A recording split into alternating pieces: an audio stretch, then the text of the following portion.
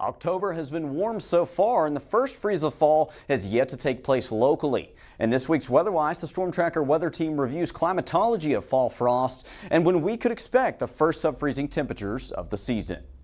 As we move through the second half of October, temperatures across northwest Missouri and northeast Kansas are still running well above average. While most of us have been anticipating sweater weather, the summer warmth just can't seem to let go. We are now on a stretch of several consecutive days with above average temperatures. Last year on October 16th, St. Joseph saw its first freeze, where temperatures dropped to 26 degrees. A first freeze is defined when temperatures drop at or below 32 degrees, while a hard freeze is 28 degrees or lower, according to the National Weather Service.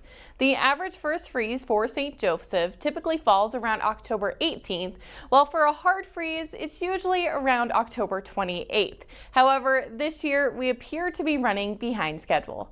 So far, October 8th has been the coldest night of the month, with temperatures dipping to 39 degrees, but we haven't quite reached that first freeze mark yet. Looking back, the latest frost date we've had was back in 1931, when the first freeze wasn't until November 24th. If current trends hold, this year could be another late frost arrival.